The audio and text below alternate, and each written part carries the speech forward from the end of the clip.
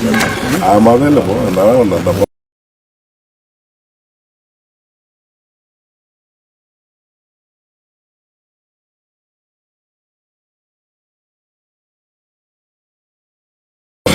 it was a short notice, and to really appreciate. We have a problem, and the chief executive of the country flies out instead of dealing with the domestic issues which are pressing to every Kenyan.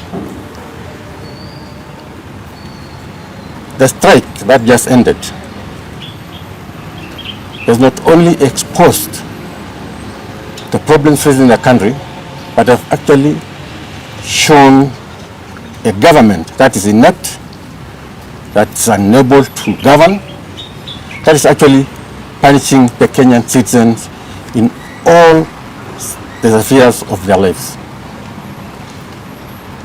And I think, as a party, we'd like to ask a few pertinent questions. What has our party leader, Honorable Uhuru Kenyatta, to do with what's going on in this country? Yesterday, we saw a cabinet secretary attack the former head of state who ruled this country for 10 years, who ensured that the economy was running well, who ensured that there was peace, and who ensured that every Kenyan felt that this country belonged to him or her. What has he done to be castigated day and night? We are asking this government to let Uhuru Kenyatta be. He gave them a country that was running, that was peaceful, and that was actually a paragon or a powerhouse in East Africa. We have also seen a terrible and frightening issue occurring, dividing Kenyans on ethnic lines, creating that very dangerous excuse of actually making one community the scapegoat of anything or everything that's happening now. We are saying, as Kenyans and as a party, we will not accept that. We have been there before. It almost destroyed this country, and we cannot let this country be destroyed again. We are calling on all Kenyans of goodwill to stand as one, because each and every Kenyan is suffering today. When it comes to transport problems, when it comes to school problems, when it comes to health problems, all Kenyans are suffering equally. I'm from Rift Valley, and we are suffering as any other Kenyan. It's very important for the Kenyan people to ask a few questions, and I'll go ahead to say or ask those questions. Let us be very clear. The rising cost of fuel in Kenya is not primarily driven by global conflicts such as the Iran situation. Then that narrative is convenient but is misleading. The truth which this government must come clean about is that critical levies, particularly the road maintenance levy, have been securitized. These funds, which were intended to maintain our roads and infrastructure, have instead been used to secure opaque and unexplained loans. Kenyans deserve full disclosure, and we want to know how much has been borrowed, under what terms, and at what cost to the taxpayer. We also want to ask further, why has the World Bank reportedly scaled back lending to Kenya? What does this signal about our fiscal credibility? Is this connected to Kenya's declining credit standing in the global financial markets? These are not abstract concerns.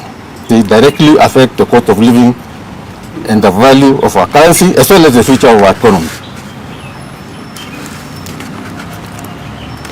And we demand the following answers from the UDA government. We demand the immediate and full disclosure on the fuel pricing formula, including all levies and their utilization. We demand for a transparent account of the securitization of the road maintenance levy and all associated borrowing. We also demand the urgent recall of Parliament from recess to address the economic crisis and provide relief measures to Kenyans. We also demand for a comprehensive statement from the government on the rising insecurity across multiple regions of this country. We also demand an end to ethnic mobilization and divisive rhetoric that threaten national cohesion.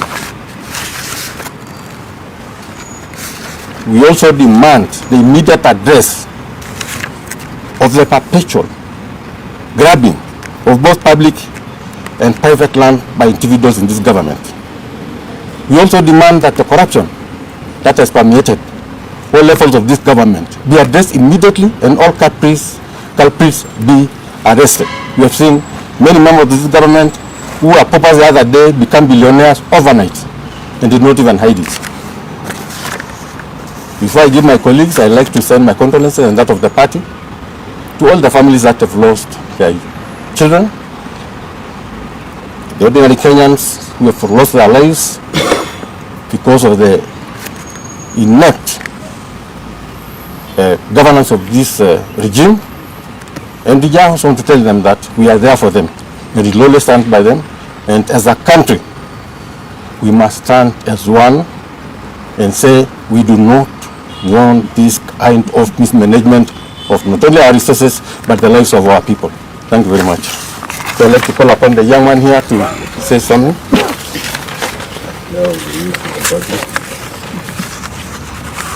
Good afternoon, everyone. Good afternoon. I go by the name of Mukuri Ndungu. I'm the chair of Nairobi Youth League. And first of all, to send my condolences to the young people that we've lost. And it hasn't happened right now. It has been happening since this government entered power, where we've been just losing young people and they think they can just buy other people off. What is your obsession with Uhuru Kenyatta? You guys came in and told us you found empty coffers. You guys came and told us you've repaid the debt. But as we can see, the debt ceiling is still ballooning. What is your obsession with Uhuru Kenyatta? Shamba ya Taita Taveta inafanya nini na mafuta Iran? What is your obsession with Uhuru Kenyatta?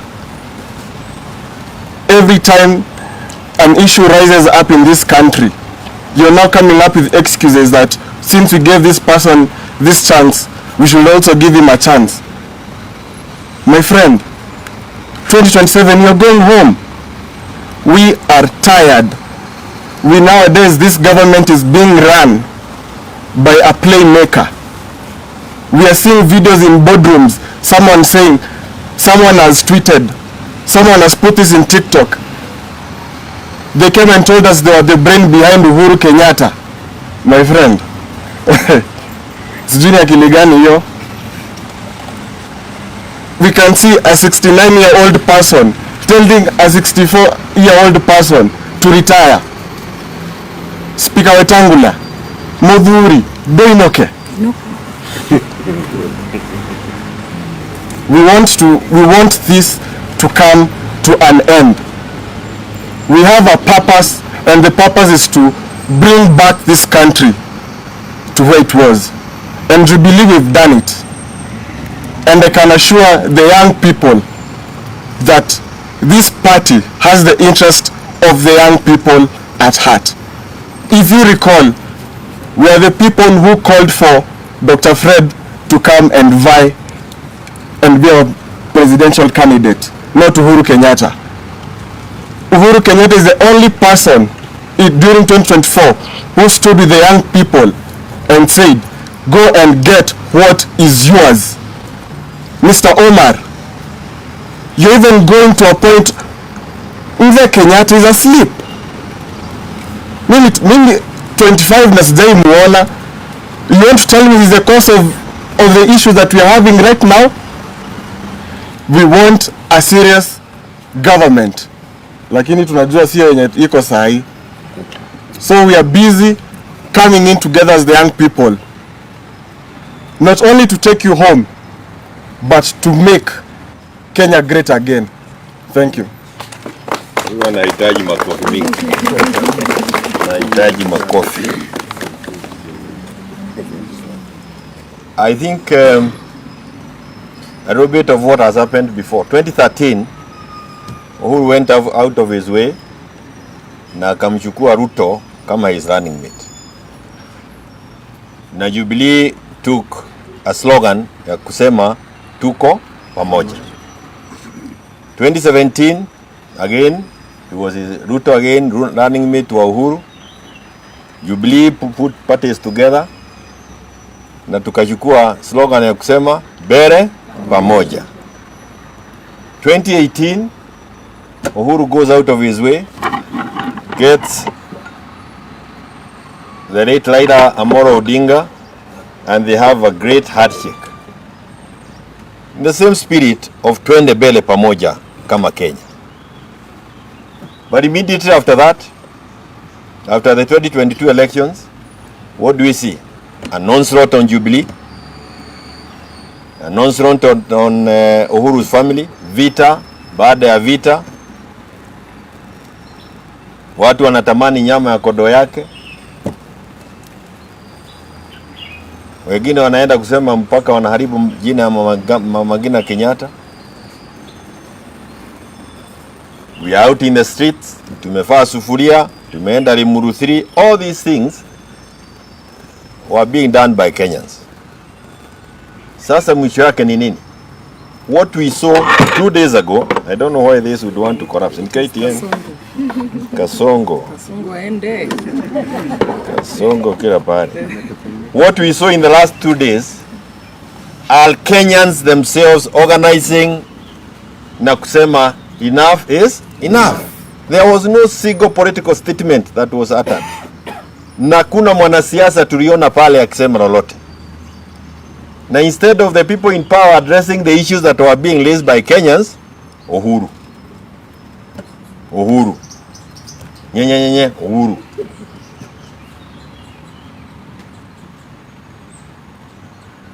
What I think we should be looking forward to is an exit plan kutoka kwa William Samoei Ruto. Kenya, I drove yesterday to Nyeri. I was trying to attend a burial. Watoto nilikuta wameweka mawe pale barabarani, 14, 16 year olds, wanakuita kuja. All they are looking for is 100 shillings, 200 shillings, and they let you pass. One, that is very scary. Why are they not in school? Two, that level of trying to recruit people, kwa sababu hiyo ni serikali ina recruit watoto wetu kwa crimes. You cannot allow that to happen. When you have those kind of young people on, it doesn't scare me because they look like criminals. It's what is me as a father or a grandfather of what is happening to our young people. Na baada ya jioni kuangalia, naona Murkomen anasema ati hii magari ilikuwa ya watu wengine. Ati we in the Mount Kenya region, we have been here before. Hakuna mtu ataticha sisi. We want to live together. Mambo ya kustua mtu ya kwamba unafikiria utaenda popote, hakuna pahali tunaenda. Haya ni mambo ambayo hautayaona na sisi tena. Hii ni kujifisha. Na Wakenya wajue tumekuwa hapa before. What is killing these guys? They have a finance bill that Kenyans must reject. Hiyo finance bill ndio inakuja kuua sisi kabisa. Hawataki tuseme ya kwamba ndege ambayo Ruto ametembelea kule, sijui alikuwa pande gani? Hata sijui hiyo Kenya inasemwa namna gani jina yake. Kule alikuwa a jet that they are paying 5 million shillings an hour. Sasa fanya hesabu kuanzia siku walitoka hapa na siku watarudi ile pesa ambayo imetumika. Those are the issues we want to address. And finally, the joblessness level in this country. Stop hiding. Don't look for things kufuga wa Kenya macho. Shida tunajua ziko na Wakenya wanazijua. Wao wenyewe ndio wanasema. Sisi wenyewe ni kupatiana uongozi kwa hayo mambo. Asanteni sana. Niache hii na Deputy Party Leader Mheshimiwa Fred Okengo Matiang'I. Thank you very much. I'm certainly not good at this. You know, I have kept hoping that I will see an end to, you know, what I normally call very nonsensical conversations in the public space. we are in a crisis. And then let me be very frank about this. As someone who has had the privilege and the blessing of working in the public sector before and serving our country, I understand government very well. I can read what is going on. I can tell Kenyans very sincerely, we are walking down to a crisis. Not just because we have, of course, because we have an incompetent government, but because in addition to that incompetence, they have mismanaged the country and every avenues of engagement in a spectacular and historic manner. So, I would like to urge our leaders, take time now to address the challenges we face, or at least show a sense of understanding and respect for the public by attempting a conversation on the challenges that we face. Not on the kind of garbage that you keep spewing every day and so on and so forth. The challenges we face in this country have nothing to do with a tribe. So you cannot say huwezi kusema hii shida imeletwa na Wakikuyu ama hii shida imeletwa na Wakamba ama imeletwa na kina fulani. Hiyo ni tabia ya mtu ambaye ameshindwa kufanya kazi. Kwa sababu mahali popote utaenda katika taifa letu la Kenya, watu wanaumia na watu wanalia. Kila wakati sisi wengine tunajiuliza hawa wenzetu viongozi wanaishi wapi?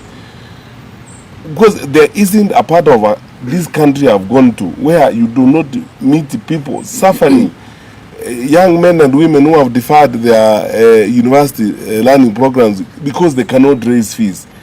Kids who cannot go to secondary school because the fees is unaffordable. Levies have been introduced that the government is not even in control of and doesn't even know. These are the challenges we face. Forget about, and we can see, we are not dumb. Tunaweza kuona clearly matamushi haya yanaelekea wapi. This kind of language where it is headed. Kusema eti kwa sababu wakati ule bei ya mafuta ilienda juu wakati Mheshimiwa Uhuru Kenyatta alikuwa rais, mbona hakukuwa na shida? Niko na jibu. Kwa sababu we were responsible leaders, sisi tuliongea na wananchi na tukawaheshimu. Kukiwa na shida na kukiwa na maneno kama hayo, tulikuwa tunaita hata private sector, Kenya Private Sector Alliance, Kenya Association of Manufacturers na wale wengine, tunaketi chini tunazungumza nao. Viongozi wa dini wote wakituitisha tulikuwa tunafanya kikao nao, tunaongea nao na magavana na wale wengine, because democracy is government by consultation and government by consensus as you go along. Lakini sasa this arrogance that we see here and juvenile hubris that you are witnessing ndio shida. Mimi ya mwisho ningesema ni the worst mistake you can make as a government is to politicize national security issues. Upeleke siasa kwa maneno na masuala ya usalama. Kitu ikitokea useme ni kabila hii ama ni kabila ingine, ni wale wengine, ni sehemu hii. Kasumba kama hii imetuletea shida huko mbeleni. Na tusiende barabara hiyo tafadhali, tutaumiza nchi. Tusiende barabara hiyo. Na yale ambayo yamefanyika jana, ukiangalia mambo ambayo yalifanyika Murang'a jana, mambo ambayo yalikuwa yanafanyika Naivasha, unaona wazi kwamba labda kulikuwa na mpango hapa. But I'm asking the government, if you want to prove us wrong, arrest those who are involved and present them before a court of law, because that is how you prove that you are serious. Lakini kila wakati ni excuses, you know. Maybe somebody should give award this government or record them in the Guinness Book of World Records for being the government that has generated the most excuses to govern. Oh, we inherited empty coffers. Oh, it is Uhuru. Oh, it was Raila and Azimio. Oh, it is who. I mean, it's someone else is to blame, not their own failure to manage the country. Hiyo ndio shida. Tunawaheshimu kama viongozi wetu. Wakati umefika, if they did not see this danger, wakati umefika wa kufanya mjadala. Lakini sisi kama chama cha Jubilee ndio wa kwanza kusema tunajiunga na Wakenya wengine kukataa finance bill 2026, reject finance bill 2026. Ukiangalia yale ambayo yako kwa hiyo finance bill, unashangaa tutaishi wapi na tutaenda wapi. The cost of living is already unbearable for many. Kenyan workers, wafanyakazi wa Kenya saa hii.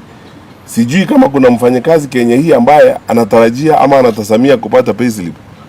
Maisha ya kufanya kazi nchi sasa imekuwa kama ni utumwa. It's slavery. And Kenyan workers are paying every day over taxation. Na ukweli ni kwamba hii serikali imetoka kwa mpango wa IMF program. Why did they get out of the IMF program? Kwa sababu wamekataa audit.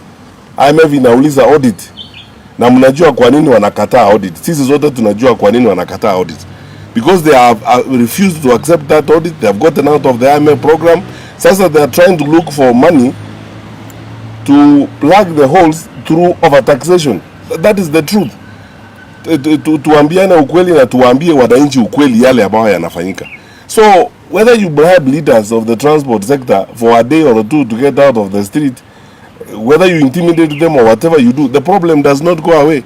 And this is the same short-termism, short-sighted way of managing the country that these people have adopted. There's a problem, throw money at it, bribe some people, or alternatively intimidate them or abduct them, or alternatively say ni kabila fulani nataka kuleta shida. You are moving all of us into a crisis and trying to profile one community. Eti you think it is going to be fashionable? Shida ambayo iko kila mahali Kenya hii, hata ukienda Garissa, uende wapi, shida ni hiyo kila Mkenya anapitia. Sasa kwanza kuambia wananchi eti ni maneno yanaletwa na kabila moja and so on and so forth, which doesn't make sense. Ya mwisho, there are retired presidents around the world. You know, the level of pettiness that we see from this administration is shocking. You know, some of the things that people say, these guys talk about, they can make a dog cry.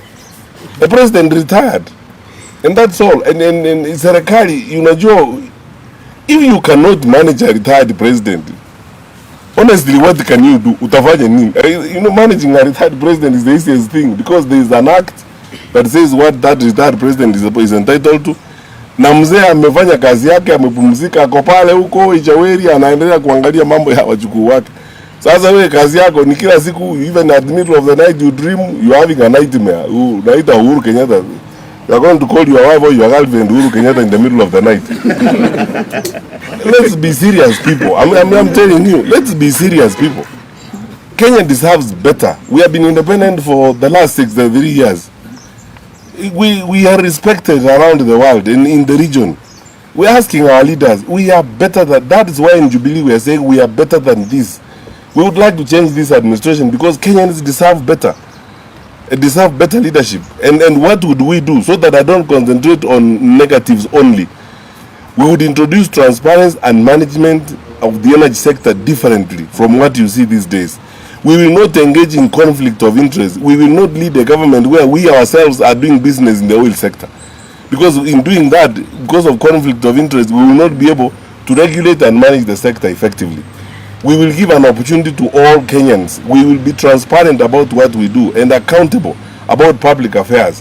If we spend money from the petroleum fund levy or the road maintenance levy, we will tell the public what we have done in that kind of way. And even if we don't tell the public for one reason or the other, we have parliament. Parliament is the representative of the people. Elected members of parliament ought to be told and ought to be explained to everything that is happening by government. Sasa, if they don't trust the rest of us, even with the so-called G2G, why don't they take it to parliament? Our representatives are in parliament. I will be very happy and satisfied myself if members of parliament were taken through all this and all this information was given to members of parliament.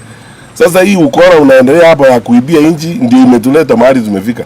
Na wananchi wakiuliza maswali ni kupiga nduru Uhuru Kenyatta. Sasa Uhuru Kenyatta ni chorus to explain everything, including your incapacity to deal with things. Finally, the level of insecurity in this country is going out of hand. On this particular one, I am doing because I have an individual and personal responsibility as a former Minister of Interior. The level of insecurity in our country is going out of hand. In rural parts of this country, challenges like livestock theft and so on are on the rise. Homicide cases, cases of rape and the murder of women, femicide is becoming a crisis now in the country. You have noticed in the recent weeks what has happened. Young children raped, killed, and so on and so forth. Please, take charge. You have the law, you have the instruments. Take charge. And as you take charge, come out and engage candidly and listen to the people of Kenya. I respect and I believe everyone should respect our religious leaders. They have almost shouted themselves hoarse addressing this administration, the Conference of Catholic Bishops, the PCA leaders, the NCCK, everyone.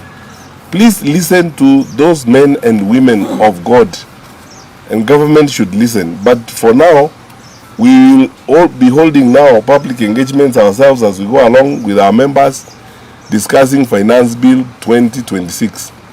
Our honest view is that it should be rejected because of its draconian and punitive taxation measures that will hurt everybody in the country. Thank you. Questions? Yeah, they don't have questions. They are very happy with what we have said and they are satisfied. Yes, sir. Yes, but Harry, from what you said as a former government, senior government representative or senior government officer, do you think before the next election, is there anything the government should do maybe to tap into your wisdom? Because we also talk about dialogue, consultation before next election. Do you think there's anything they can do to tap into whatever you're saying? Secondly, it's not the first time people are dying due to protest. It has happened during the time of the CS for Nigeria. Do you think there's something else that can be done maybe so that people can just protest peacefully without Bear in mind, I'll start with the second question. Bear in mind, I was the Minister for Interior when former Prime Minister Raila Odinga went to Uhuru Park to swear himself in. Not a single bullet was shot that day. Not a single Mwananchi was injured. Against the advice and the pressure by even some of the people in power today that we should behave otherwise. President Kenyatta refused. I refused as the Minister for Interior, and we didn't have a problem. Responsible policing is something that this country has invested in very heavily. I mean, we have, some of you may not know, we have a security compact with several countries. Security compact is mainly a training and support program with several governments that support our security sector in terms of training, riot control, crowd management, and so on and so forth. Responsible policing is something that we have worked on since almost independence. Even before I became Minister for Interior myself, this has been going on. And there is also regulations called standing orders on how police are supposed to conduct their affairs. In most cases, to be honest with you, for the entire time I was there, and I have noticed the police try the best they can to respect those standing orders. The difference, I think, here is, as I said, the politicization of the security responsibilities. Somebody somewhere in this whole arrangement is supporting the deployment of goons and criminals side by side with what the police are doing. And in that process, people get injured. In some cases where the police may be blamed, it's probably these goons and these thugs, some of them supported by leaders, others who brag very openly and so on and so forth. So that's why I've said several times, and I would like to say again, I know most of our leaders in the security sector. Many of them are actually serious people. They are honest, serious people. They are good officers. They need to be allowed, they need to be given an opportunity to do their work without undue political pressure. When you hear these kind of political statements that are being made, irresponsible, reckless political statements being made, they are meant to intimidate and sometimes push the security sector in a particular direction. If the police were left to act objectively, their leaders were given the way they need to act, some of the issues we are dealing with will not happen. But when mistakes happen and when challenges happen, such as people die and force is used disproportionately, the law is very clear. Investigations ought to be done. Those who are involved are brought to book because we are a rule of law country. There are our officers who were involved when I was minister myself in some cases. In some other cases, investigations have been done and the process of prosecution is going on. In some cases, even punishment has already happened. We have no security anywhere else except in the law. All of us, because you see, we can't all be ministers, we can't all be police officers. Today it's me, tomorrow it's you.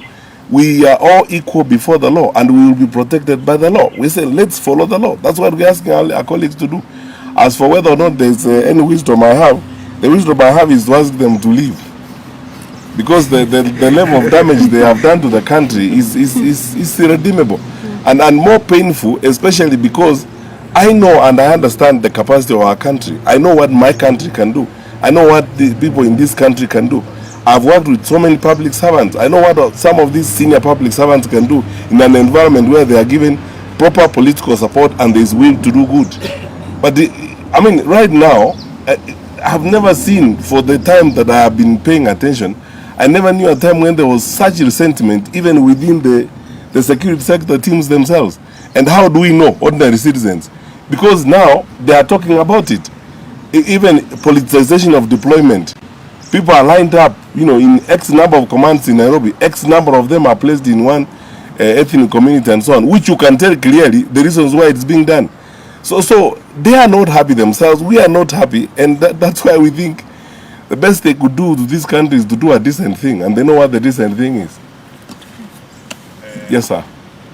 You say that they should listen to the religious leaders, but more often you see when the religious leaders speak, there's a section of other religious leaders. They say yes, so what's the reason the religious leaders? Because there's a trend or a pattern of divide and rule. Suddenly, the religious leaders advises already meets another section of religious leaders, says all religious leaders, and in fact, in most cases, we have seen even some religious leaders being told you did not came out to say this when the Uhuru was in the government. So there's also blame them, even to the same religious leaders, and divide them. So what's your message to the religious leaders so that we have a country where religious leaders can speak in one voice? Listen to Kenyans, whether they are religious leaders, academics, civil society leaders, Mama Mboga group leaders. Listen to the people of Kenya. That's all we are saying. And when you listen to them, we are a democracy. People have a right to express themselves how they please. But when people ask questions again and again of our government, it's only logical that that government at least pays attention to the questions and the issues that are being asked and avoids deflection, deflecting or trying to take away the attention from the issues to irrelevant tribal issues and dragging in the retired president and his family in cases where, honestly speaking, he is absolutely innocent. Final one, because we said 3. Okay. Yes, sir. Thank you so much, sir. Just two from me.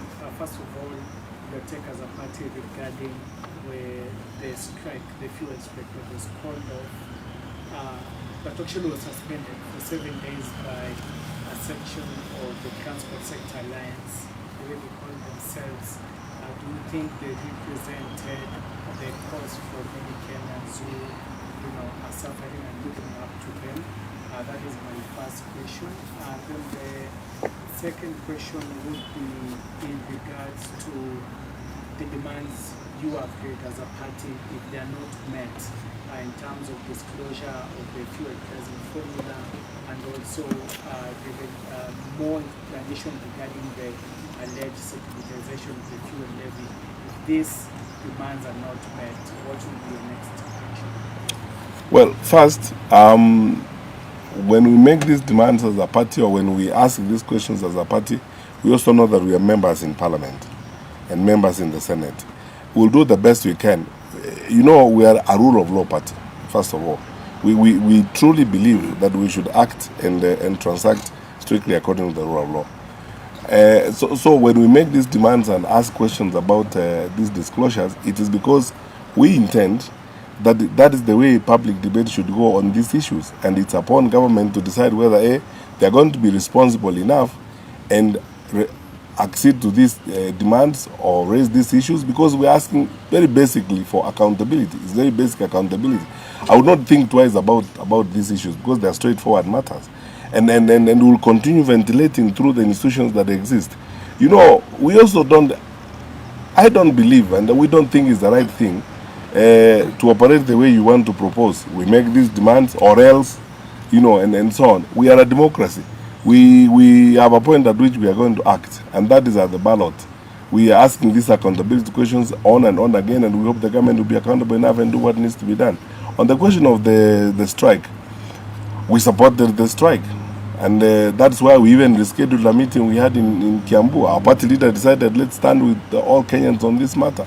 We support any action that presses the government to do the right thing, and the strike was action by the public to press the government to act responsibly on the issue of pricing of fuel. Now, the leaders of the transport sector said they gave them 7 days. we wait and see. But for us and through the members of parliament we are going to continue communicating that a lot needs to be done. Maybe the funds in that petroleum development levy fund should be availed to the market to stabilize the situation and reduce the pressure on the ordinary consumers.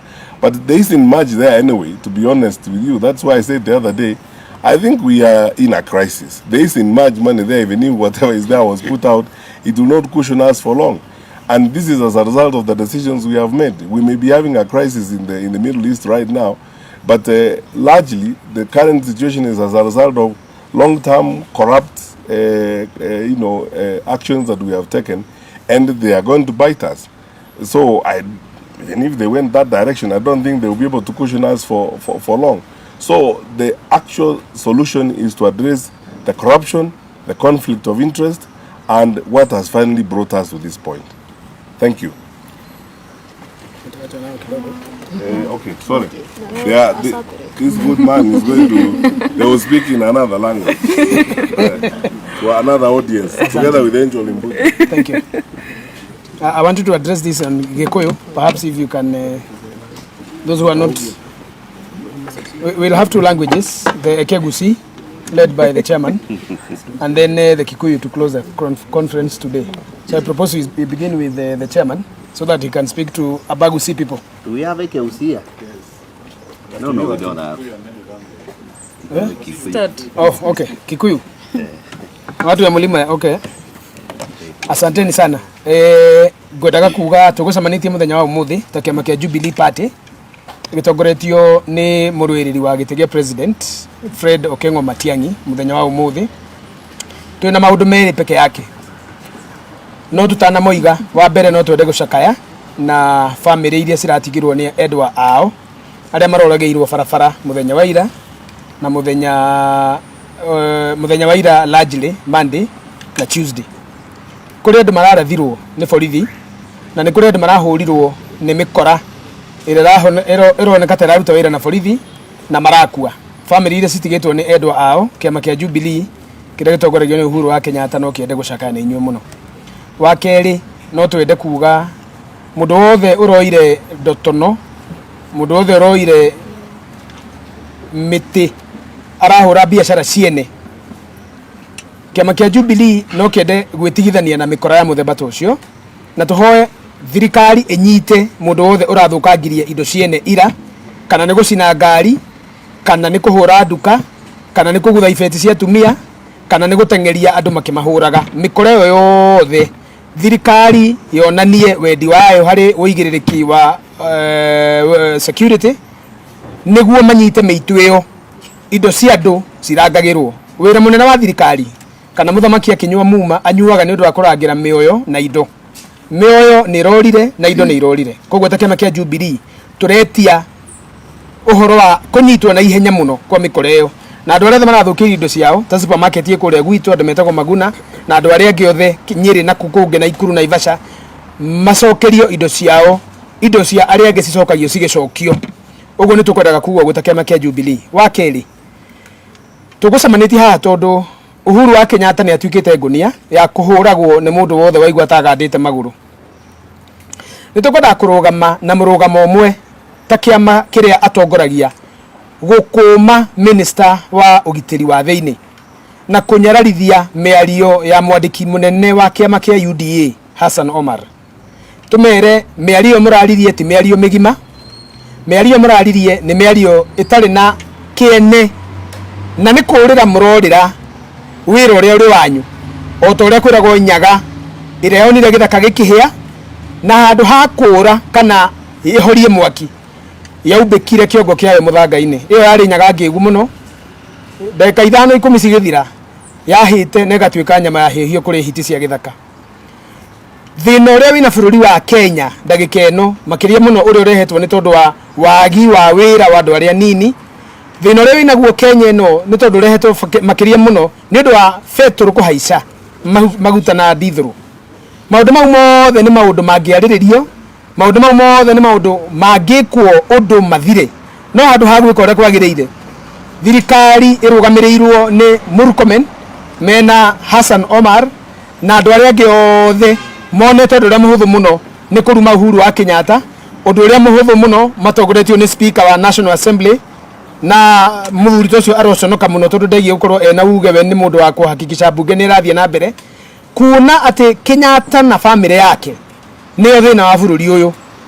Ũcio nĩ ũrimũ mũingĩ mũno na nĩ kwaga ũigĩrĩrĩki na njĩra ĩrĩa yagĩrĩire. Tũngĩenda kũrũgama na Uhuru wa Kenyatta na family yake, tũngĩenda kũrũgama nake ta mũthamaki wa nathana bũrũri ũyũ, na nĩ ngoretwo ngiuga mũtigage gwĩciria Uhuru ndarĩ andũ ao, mũtigage gwĩciria Uhuru ndarĩ andũ ake, mũtigage gwĩciria Uhuru ndarĩ kwao. Inyuĩ mũtuĩte Uhuru nĩ ikonia rĩa kũhũraga na gũikaikagia, o mũndũ ethũa nĩ Uhuru, o mũndũ arĩo nĩ nda nĩ Uhuru, o mũndũ arĩo nĩ magego nĩ Uhuru, o mũndũ aremwo nĩ gũthiĩ kũrĩa gũthiaga make marema nĩ Uhuru.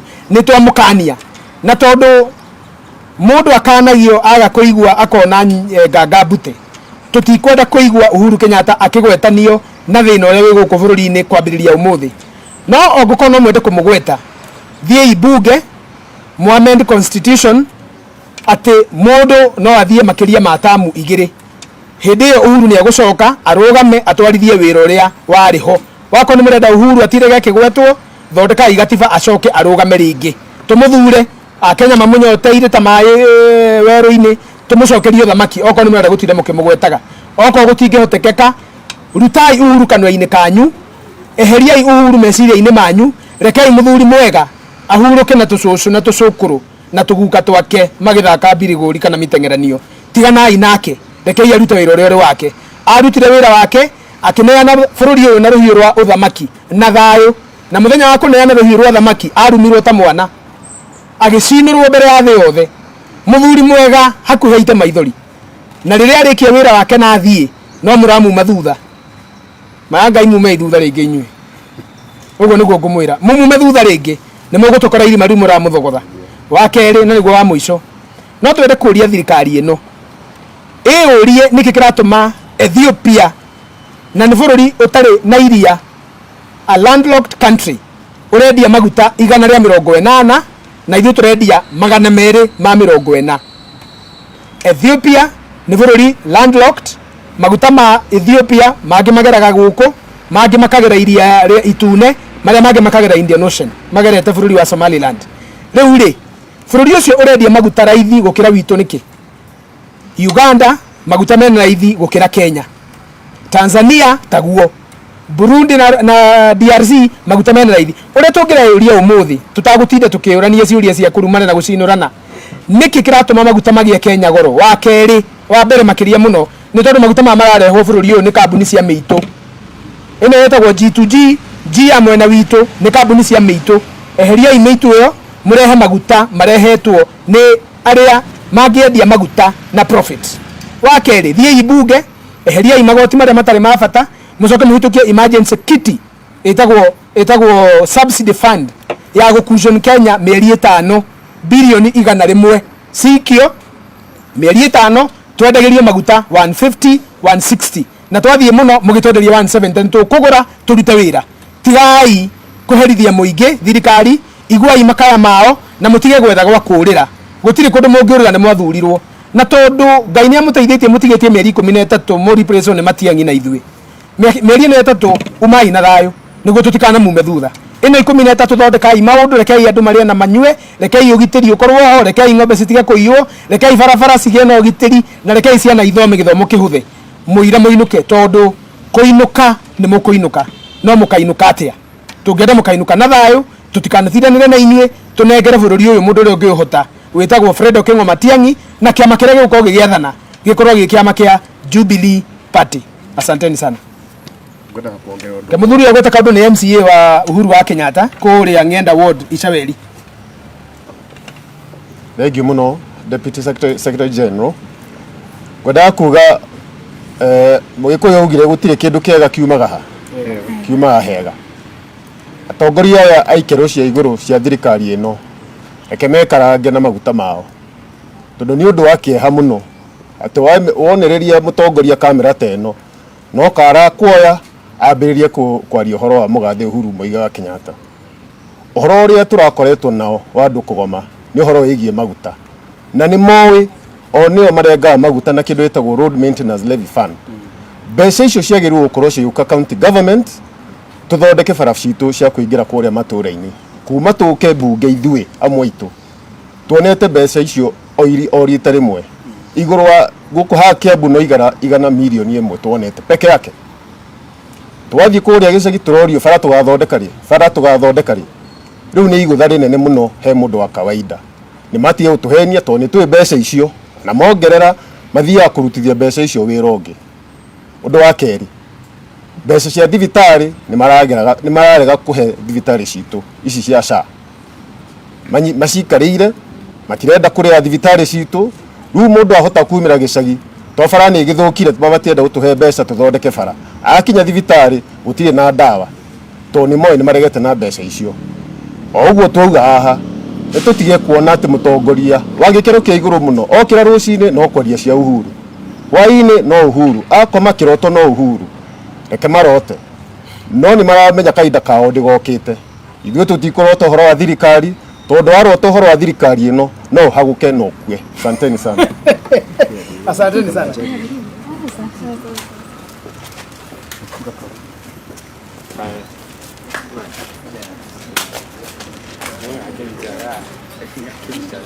Ngake bichaga mbuzi. Yaani. Nipige picha. Picha. Ndio Kenya ndio.